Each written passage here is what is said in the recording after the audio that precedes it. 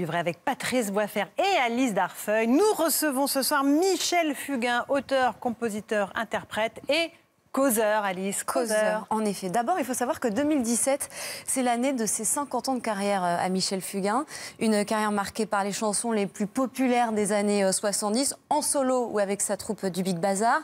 50 ans d'une vie aussi marquée par des épreuves difficiles et entre-temps, encore et toujours des chansons. Vous revenez aujourd'hui sur scène et ce qui est particulier, Michel Fugain, c'est que vous revenez pour parler de vous à travers vos chansons. Je sais qu'il faut faire attention à ne pas dire que vous parlez de vous parce que la nuance est importante. Je compte sur vous. Ça s'appelle Causerie musicale. Vous parlez donc de ces chansons avec des anecdotes, vous racontez leurs histoires et vous chantez évidemment des extraits de ces chansons. Pourquoi ce procédé? Vous vous êtes dit, quitte à parler de moi à travers mes chansons, je suis le mieux pour le faire? Le mieux placé? C'est parti d'un petit délire avec le producteur. C'est une production qui s'appelle Deux Belges, donc vous imaginez que c'était un truc très convivial et on pouvait dire ce qu'on voulait. Et pourquoi pas j'aime l'idée, j'ai aimé l'idée. J'aime l'idée de la masterclass toujours. Et je m'arrête. C'est-à-dire transmettre, c'est-à-dire transmettre, transmettre. On ne transmet pas d'une façon impérative, je transmets mon expérience. Un autre artiste va donner un autre aspect, une autre figure, un autre cas de figure. C'est ça qui est important. S'il y a des jeunes gens devant qui veulent faire ce métier ou qui ont l'impression qu'ils peuvent le faire, il faut qu'ils se nourrissent au maximum des expériences. Car il n'y a pas de guerre des anciens et des modernes, là. Il n'y a que le paquet cadeau qui change. Il n'y a que même le papier du paquet cadeau.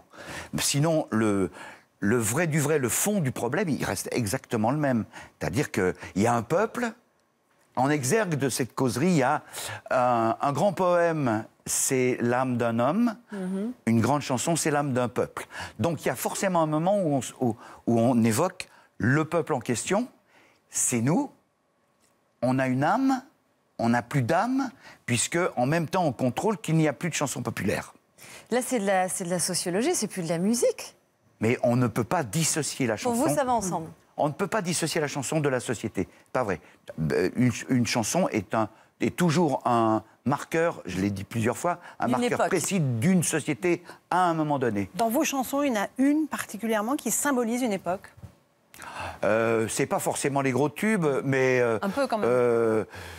Je pense que l'esprit de Fait comme l'oiseau, et c'est pas moi qui l'ai fait, alors c'est un texte de Pierre Delanoë, il y a quelque chose de Babacool dedans.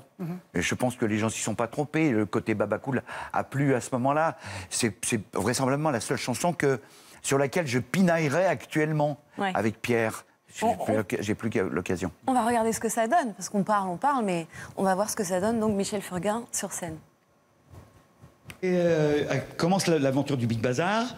Je cherche de la musique, et puis j'en avais une sous le coude. Très bien, je la donne à Pierre. Je lui donne l'idée aussi. Je lui dis, Pierre, je vois une route. Pour moi, c'était la route 66. Je lui donne en pensant qu'il allait me faire un truc sur la route 66. Bah non, il m'a pas fait sur la route 66.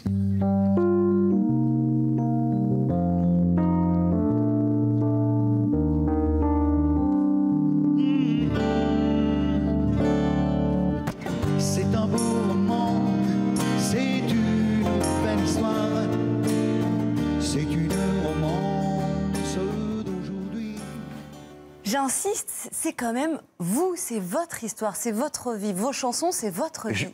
Parce que sinon, je fais une conférence sur la chanson française. Non. En fait, le fond de la causerie, c'est un hommage à 4 auteurs. Mes 4 auteurs, j'ai horreur de dire ça, mes 4 auteurs, mais j'aurais pu dire mes 4 potes, mes quatre amis, les mecs qui m'ont mis des mots dans la bouche.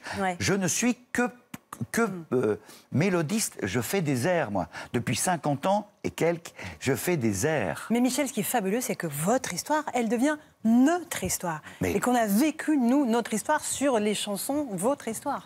C'est universel. Parce que les chansons, une vraie bonne chanson populaire, je dis populaire et non pas populacière, on est bien d'accord. Bien que les chansons populacières, elles servent aussi, s'il n'y a pas la danse des canards ou la chenille dans un mariage, vous vous emmerdez. Vous dites d'ailleurs qu'elle est morte, la chanson populaire. Je crois qu'elle est en danger de mort. Elle fait peut-être une pause. Passant par quel prisme?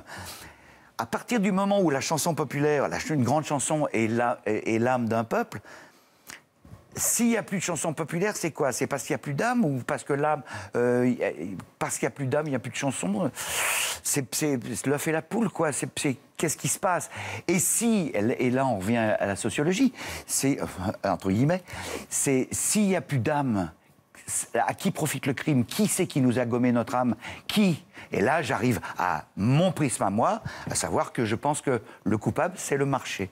C'est la mondialisation qui a intérêt à nous raboter nos âmes pour nous vendre au même moment le même objet inutile. C'est-à-dire, ça a été le disco, puis le rap, puis chaque type de musique. Oui, mais ça ne fait pas forcément des chansons populaires. Un tube ne fait pas forcément une chanson populaire. Un truc qui passe 20 fois à la radio ne fait pas forcément une chanson populaire. Qu'est-ce que c'est qu'une chanson populaire? C'est quelque chose qu'on peut chanter sous sa douche. Mais vous le savez, vous, quand vous le saviez dès le début, quand vous alliez faire des chansons populaires, vous le sentiez? Mais pas du tout. Ça, c'est une phase B. La belle histoire, c'est une phase B. Donc, on ne savait pas. Et en plus, il ne faut pas savoir. Il vaut mieux chercher à faire un tube, on ne le fait jamais. Un autre extrait peut-être? Non, en fait on va parler, parce que c'est aussi une de vos particularités, on voit que vous aimez bien être entouré. Alors il y a effectivement les 4 portraits de ces 4 paroliers à qui vous voulez rendre hommage. Et puis cet orchestre, c'est votre autre actualité. Vous repartez aussi en tournée dans toute la France. Alors cette fois vous partez avec un orchestre qui va vous accompagner qui s'appelle Pluribus. C'est ça? C'est pas un orchestre, c'est une bande. C'est une bande. Une bande, c'est un orchestre. Non. N'évacuez pas si facilement. C'est une bande. Vous faites pas. Faire attention à ce si c'est un orchestre. Si c'est un orchestre, on est 2 sur scène. Un orchestre et un chanteur. Si c'est une bande, on est 12. Et un groupe? Un groupe, c'est 4, 5, pas plus. Ça ne se gère pas du tout de la même manière. Dès qu'on est une bande, ça implique une logistique différente. Mais on a été 12 pendant 3 ans et demi avec Pluribus. On est arrivé au bout d'une aventure à 12 parce que tout ça dépendait des arrangements d'un mec qu'on ne voit pas là, mais qui s'appelle Pierre Bertrand, qui a fait des arrangements absolument incroyablement beaux. Et on a trimballé ça pendant 3 ans et demi. On a beaucoup travaillé. Là, on part avec un Pluribus 2.0. Ouais. Juste pour être à la mode. 2.0 parce que c'est plus une rythmique. Et on n'est pas un groupe. Ouais. C'est plus une rythmique qui est très fusion, quoi. Il n'y a pas une musique qui nous effraie. Et ça donne quoi alors? Parce que moi, j'ai très envie d'entendre. Ça c'est à partir de 2018, donc pour l'instant, malheureusement, on n'a pas d'extrait. Dans ce groupe, enfin dans cette troupe, je peux dire la troupe, ça va la troupe? De Pluribus, la bande. Il y a votre femme qui s'appelle Sanda, qui est une chanteuse et qui est extrêmement investie aussi dans cette aventure. Vous dites d'elle, ma femme est une dangereuse dealeuse de bonheur. Ça veut dire quoi? Oui, puis je ne peux pas dire autrement parce que c'est une dangereuse dealeuse de bonheur. Elle m'a... Oui, je l'ai dit, je le répète, elle m'a sauvé la vie, elle m'a redonné envie alors que j'en avais plus envie. Elle est là, c'est mon premier juge, c'est ma première fan, mais elle n'est pas fan comme ça, elle est difficile à convaincre. C'est une musicienne, elle est roumaine. Sauvage des steppes de l'Europe centrale. C'est un bonheur, quoi. Elle chante magnifiquement bien. Si un jour vous l'avez au piano et qu'elle vous chante un truc, vous allez tomber raide. Mais voilà, elle est avec nous. Un homme amoureux. Hein? Vous êtes un homme amoureux? Je suis un homme amoureux, ça c'est clair. Je suis un homme amoureux. Je pense que tout ça... Ça sert à tout le reste. Quand vous êtes amoureux ou quelque chose qui ressemble au bonheur, mais je me méfie du bonheur comme de la peste, vous avez plus envie d'être... Vous avez envie d'être avec les autres, vous avez envie de parler avec les autres, vous avez envie d'échanger avec les autres, vous avez envie de donner. Tiens, tout ce que j'ai, tout ce que je sais, prends-le, je te le donne.